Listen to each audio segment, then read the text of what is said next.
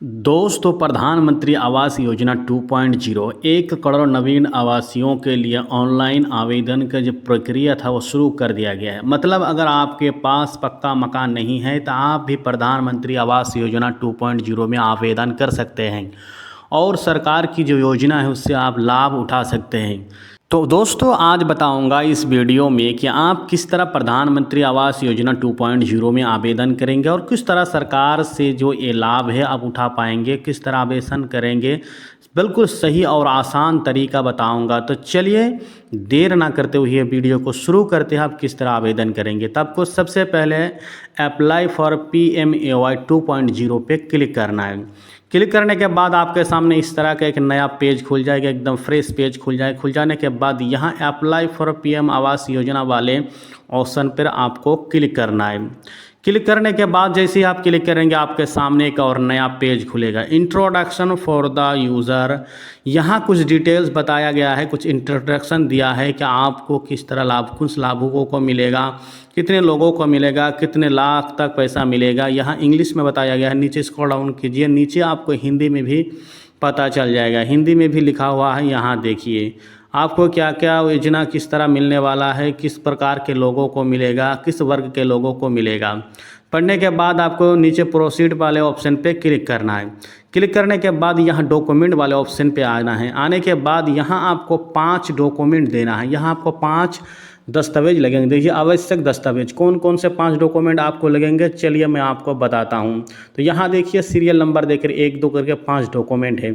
आवेदक का आधार विवरण, आधार संख्या, आधार के अनुसार नाम, जन्म तिथि। जन्म तिथि आपके आधार कार्ड में सही सही होना चाहिए, आपके डेट होना चाहिए, कौन सा मंथ में आपका जन्म हुआ है वो भी होना चाहिए, साल भी होना चाहिए। ऐसा नहीं कि आपके आधार कार्ड में सिर्फ आप जिस साल में जन्म लिए हैं, जिस साल में आपका जन्म हुआ उसी साल को आप उस साल आपके आधार कार्ड में है, तो आपका डेट जो है उसमें पूरा आधार कार्ड में होना चाहिए। अब उसके बाद 2 नंबर परिवार के सदस्यों का आधार विवरण। परिवार में किसी का भी एक आधार विवरण, अपने पिता का हो, अपने माता का हो, उसका आधार संख्या, आधार के अनुसार उसका नाम, जन्म तिथि जो हो पूरा होना चाहिए। आवेदक के सक्रिय बैंक खाते का विवरण, बैंक खाता का विवरण भी होना चाहिए। एप्लीकेंट का खाता संख्या, खाते संख्या में उसका बैंक का नाम, IFSC कोड का होना, आधार से जुड़ा हो। ये बात का ध्यान दीजिएगा कि आपका जो बैंक खाता है वो आधार कार्ड से जुड़ा हो, क्योंकि सरकार का जो योजना है आजकल वो डायरेक्ट खाते में नहीं देता, वो आधार के नंबर के साथ देते हैं। तो ये जो 5 दस्तावेज हो आपका होना ज़रूरी है। उसके बाद आपको प्रोसीड वाले ऑप्शन पे क्लिक करना है। क्लिक करने के बाद यहाँ देखिए आपकी एलिजिबिलिटी चेक करेगा। आपका क्या करना है, एलिजिबिलिटी चेक पे आने के बाद यहाँ आपको स्टेट सेलेक्ट करना है। सेलेक्ट स्टेट वाला ऑप्शन पे आपको अपना स्टेट सेलेक्ट करना है। हाउस होल्ड एनुअल इनकम, आपका एनुअल इनकम के साल में आप कितना कमाते हैं वहाँ यहाँ आपको भर देना है। भरने के बाद यहाँ आपको BLC पे आपको सेलेक्ट करना है। BLC सेलेक्ट करने के बाद नीचे आना है। नीचे आने के बाद यहाँ देखिए यहाँ एक ऑप्शन है कि इंडिया के अंदर कहीं आपका कोई पक्का मकान है तो यस कीजिए, वरना आप नो पे रहने दीजिए। अब नीचे आपको देखिए आपको सरकार की तरफ से पिछले 20 साल में कोई भी घर मर मिला है, कोई पक्का मकान मिला है, नहीं तो आप नो कर दीजिए और एलिजिबिलिटी चेक वाले ऑप्शन पर क्लिक कर दीजिए। क्लिक करने के बाद कॉन्सेंट फॉर आधार ऑथेंटिकेशन। अब यहाँ आपको आधार डिटेल्स भरना होगा। आपको क्या करना है, प्लीज़ इंटर आधार नंबर। यहाँ आपको आपका जो है एप्लीकेंट का जो है लाभुक का जो है आधार नंबर देना है। आधार नंबर देने के बाद यहाँ देखिए राइट साइड पे नेम एज पर आधार। यहाँ आपको नाम फिल करना है, उसी नाम को फिल करना है जो आपका आधार कार्ड में है, सेम उसी तरह फिल करना है, वही नाम देना है। देने के बाद यहाँ आपको एक चेक मार्क लगाना है। चेक मार्क लगाने के बाद जनरेट OTP वाले ऑप्शन पे क्लिक करना है। क्लिक करने के बाद आपका आधार कार्ड पे जो मोबाइल रजिस्टर्ड है उसी नंबर पे एक OTP जाएगा।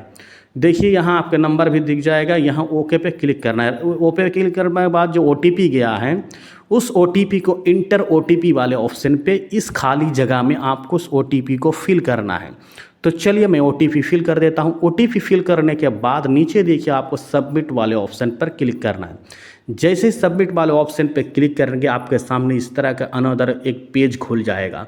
Application form for beneficiary LED करके है। यहाँ आपको आधार डिटेल्स तो ऊपर भरा हुआ है। यहाँ आपको अपना डिटेल्स भरना, क्या करना, आपको यहाँ अपना पैन कार्ड नंबर देना, अगर है तो दीजिए वरना उसे छोड़ दीजिए। आपको यहाँ आपका जो जन्म तारीख है, जन्म की तारीख आपको फिल करनी है। फिल करने के बाद मोबाइल नंबर देना है, email ID भी आपको देना है। ईमेल आईडी फिल कर दीजिए। यहाँ देखिए जेंडर आपको चूज करना है, महिला है कि पुरुष है। उसके बाद आपके यहाँ मैरिडल स्टेटस आपको देना है, मैरिड है कि अनमैरिड है कि कुछ और है, जो भी आप अपने हिसाब से यहाँ फिल कर दीजिए। क्या आप अनाथ है? अगर आप अनाथ है तो यस कीजिए, नहीं तो वरना नो कीजिए। पहले से नो है तो उसको छोड़ दीजिए, छेड़छाड़ करने की ज़रूरत नहीं है। अब यहाँ आपको क्या करना है, फादर नाम एज पर आधार, यहाँ अपने आपको पिता का नाम भरना है, उसी नाम को भरना है जो आपके पिता के आधार कार्ड में, सिर्फ उसी नाम को फिल करना है। लेकिन यहाँ दो ऑप्शन है, एक श्री का और एक स्वर्ग का। अगर आपके पिता जिंदा है तब श्री सेलेक्ट कीजिए, और अगर आपके पिता स्वर्गवास हो गए तब स्वर्ग सेलेक्ट कीजिए।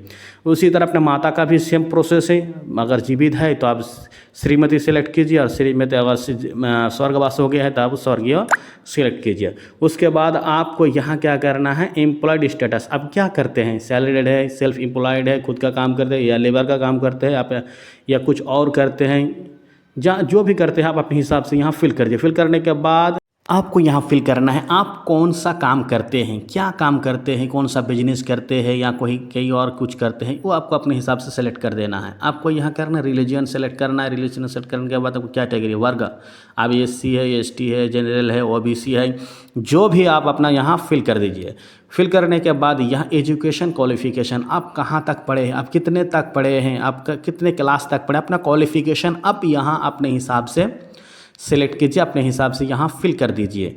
तो चलिए मैं अपने हिसाब से फिल कर देता हूँ। अब यहाँ आपको क्या करना है, यहाँ कुछ टर्म कंडीशन है, यहाँ आपको नो करना है। नो करने के बाद सेव एंड कंटिन्यू वाले ऑप्शन पे क्लिक करना है।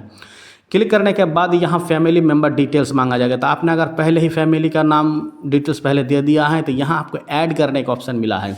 अब यहाँ आपको फैमिली का नाम दे सकते हैं, फैमिली का डेट ऑफ बर्थ देख सकते हैं, उसके बाद उसका रिलेशन आपके साथ, फैमिली का जिसका आपने नाम डाला है उसके साथ आपका रिलेशन क्या है, रिश्ता क्या है, उसका जेंडर क्या है, महिला है कि पुरुष है।